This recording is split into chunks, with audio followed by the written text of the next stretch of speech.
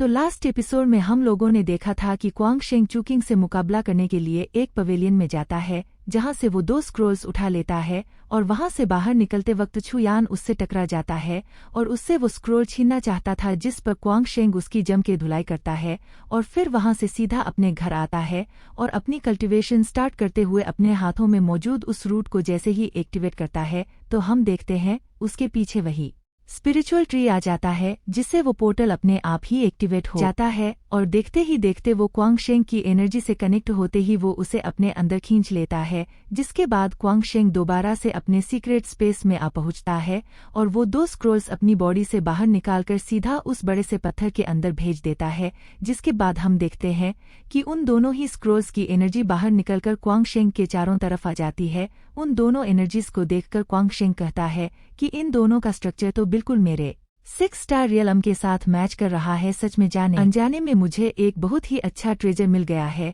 जिसके बाद वो अपनी मेरिडियंस को अनलॉक करने की कोशिश करता है ताकि वो उन सारी टेक्निक्स को अपने मेरिडियंस के अंदर एब्जॉर्ब कर ले। तो हम देखते हैं कि वो पहली टेक्निक को तो बहुत ही आसानी के साथ एब्जॉर्ब कर लेता है, जिससे वो उस टेक्निक को फौरन से सीख जाता है। तो वो सबसे पहले एक टेक्निक को अपनी बॉडी के अंदर एब्जॉर्ब करने की कोशिश करता है, जिसमें वो अपने अंदर बहुत ही ज्यादा पावर फील करना शुरू कर देता है और कहता है कि यह तो 9th हंड्रेड सील है। वो उसे अपनी बॉडी के साथ जैसे ही एक्टिवेट करता है तो हम देखते हैं कि उसके स्टार्स के साथ सील भी आ जाती है और वो चूकिंग के बारे में कहता है कि एक मर्तबा हम दोनों के बीच में फाइट हो जाए, उसके बाद मैं तुम्हें इस लायक भी नहीं छोड़ूंगा कि तुम किसी को मुंह दिखाने के लायक रहो। जिसके बाद हम लोग देखते हैं कि क्वांग शेंग काफी टाइम तक वहीं पे ही प्रैक्टिस करता रहता है और फिर अपनी एनर्जी से एक दरख्त पर एक जबरदस्त अटैक करके उसे बीच में से ही तोड़ देता है, जिसके बाद वो दोबारा से अपनी की को जनरेट करना शुरू करता है और हम देखते हैं कि वो जब बहुत ज्यादा एनर्जी जनरेट करता है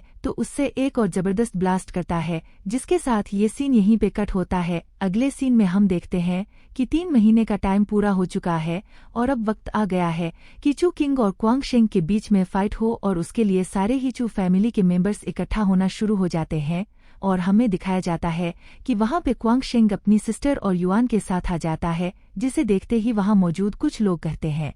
कि आखिर ये किस तरह का कंपटीशन है। इन दोनों के बीच में कोई भी कंपैरिजन नहीं किया जा सकता। एक तरफ तो ये लड़का जो कि कल्टीवेट भी नहीं कर सकता और दूसरी तरफ चू फैमिली का यंग मास्टर जो कि एक जीनियस है। यह मुकाबला तो वैसे ही एक तरफा होने वाला है, मगर उसके बराबर में बैठा दूसरे डिसाइल उससे कहता है कि सुनो ब्रदर, शायद तुम नहीं जानते मगर जिस लड़के को तुम नौसिखिया कह रहे हो, यह लड़का अब एक कलेक्टर बन चुका है और इसने कुछ दिन पहले चू यान को हरा दिया है। जिसके बाद हम देखते हैं कि वहां पे मिस लीन भी आ जाती है और वो क्वांग शेंग से कहती है कि मैंने सुना है कि तुम कल्टीवेट कर सकते हो, मगर मुझे इससे कोई फर्क नहीं पड़ता कि तुम कल्टीवेट कर सकते हो या नहीं। मैं तुम्हें यह बताने के लिए आई हूँ कि तुम यह मैच जीतो या हारो, हमारी एंगेजमेंट तो वैसे ही खत्म हो जाएगी, क्योंकि अब मुझे कोई और पसंद आ गया है और तुम्हें भी शायद इसका नाम सुनकर काफी खुशी होगी। लोग उसे मेरे लॉर्ड कहकर पुकारते हैं। ये सुनते ही क्वांग शेंग उससे कहता है कि मुझे याद दिलाने के लिए बहुत बहुत शुक्रिया, मगर जहाँ तक मुझे पता है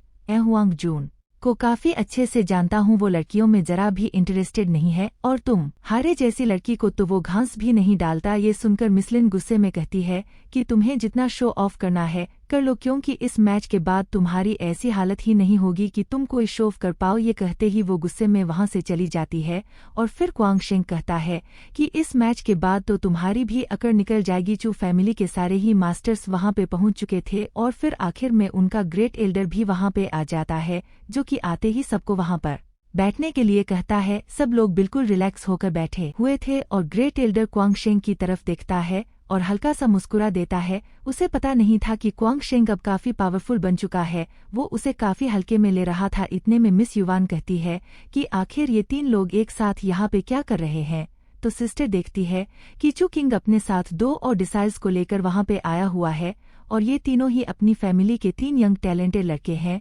जिन्हें शियांग टाउन में कोई भी नहीं हरा सकता। और जब से चू किंग स्लिंग युवान पैलेस में जाने में कामयाब हुआ है, तब से ये 2 डिसाइल्स भी इसके साथ मिल गए हैं। तो स्लिंग युवान का नाम सुनते ही युवान कहती है कि आखिर ये स्लिंग युवान क्या चीज है। तो लिवार बताती है कि ये उन 10 जगहों में से एक जगह है जो कि शेन लंग एम्परर से बिलोंग करती है। उसके अंदर बहुत ही ज्यादा पावरफुल फोर्स होती है और कहा जाता है कि उस स्लिंग युवान के अंदर एक बहुत बड़ा घर भी मौजूद है और सिर्फ यही नहीं बल्कि वहाँ पे बुद्धा गार्डन से लाई हुई ब्लैक माउंटेन सोइल भी है। वो उसे अभी ये बातें बता ही रही होती है कि इतने में अचानक वहाँ पे छू किंग आ जाता है, जो कि क्वांग शेंग से आते ही कहता है कि मैंने सोचा भी नहीं था कि तुम मुझसे लड़ने के लिए यहाँ पे आ पाओगे, मगर तुम्हारी हिम्मत देखकर काफी अच्छा लगा। तो क्वांग शेंग कहता है कि तुमसे जान छुड़ाने के लिए तो यहाँ पे आना ही पड़ा, वरना तुम्हारी शक्ल देखना भी मुझे पसंद नहीं है। ये सुनते ही चू किंग अपने दोस्तों को लेकर वहाँ से चला जाता है और उसके जाते ही मिस लू वहाँ पर आकर बैठ जाती है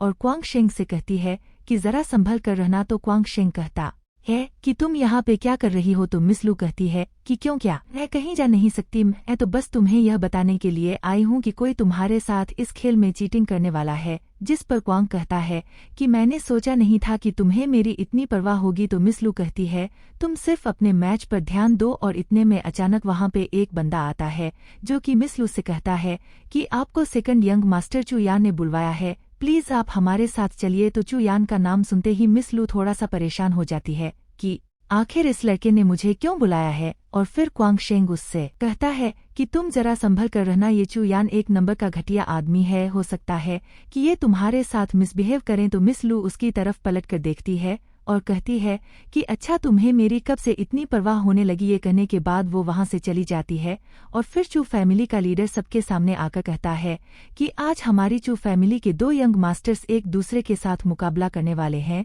और मैं आप लोगों का बेहद शुक्रिया अदा करता हूं कि आप लोग इन लोगों को सपोर्ट करने के लिए यहाँ पे आए हैं। जिसके बाद वो चू किंग की तरह पलट कर देखता है और कहता है कि इस लड़के पर जरा हल्का हाथ रखना, कहीं ऐसा ना हो कि हम अपनी ही चू फैमिली के किसी मेंबर का नुकसान कर दें। ये सुनकर चू किंग कहता है कि आप बेफिक्र हो जाएं, मैं उसे ज्यादा नहीं मारूंगा। यह कहकर वो बैटल ग्राउंड में आ जाता है। उसे अपने सामने देखकर क्वांग शेंग भी गुस्से में पागल हो रहा होता है, मगर उसकी सिस्टर उससे कहती है कि तुम्हें थोड़ा सा रिलैक्स होने की जरूरत है। वो डर रही थी कि कहीं चू किंग से फाइट करते हुए उसे कुछ हो ना जाए, मगर क्वांग शेंग उससे कहता है कि तुम बिल्कुल बेफिक्र हो जाओ, मुझे कुछ भी नहीं होगा। यह कहते ही वह भी उसके सामने आके खड़ा हो जाता है और फिर बगैर रुके सबसे पहले अटैक करने के लिए तेजी से उसकी तरफ आगे बढ़ता है। तो हम देखते हैं कि चू किंग उसे अपनी तरफ आता देखकर अपनी स्टार फॉर्मेशन को एक्टिवेट करता है, जिससे वो क्वांग शेंग को पीछे धकेल देता है। यह देखकर सब लोग चौंक जाते हैं कि क्वांग शेंग की स्टार फॉर्मेशन पहले के मुकाबले में ज्यादा इम्प्रूव लग रही है। और जब वो अपने स्टार रिलम को शो करता है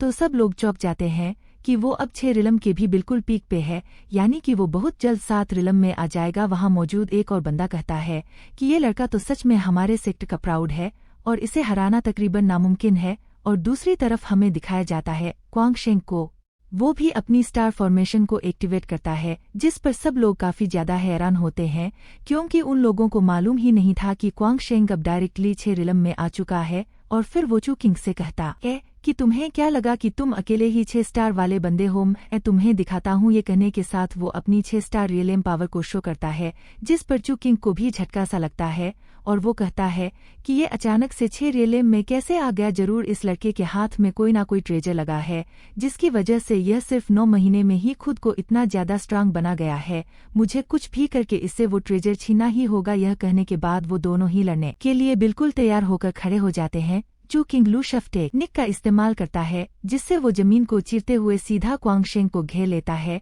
उसके चारों तरफ बहुत ज्यादा मिट्टी उड़ना शुरू हो जाती है, जो कि उसे चारों तरफ से कवर कर लेती है। यह टेक्निक देखते ही वहां मौजूद एक बंदा कहता है कि यह तो लिवशफू है और इसे जब कोई हाई कल्टिवेटर परफॉर्म करता है तो इसकी पावर कई गुना बढ़ जाती है। यह कहने के साथ ही यह एपिसोड यहीं पे ही एंड हो जाता है।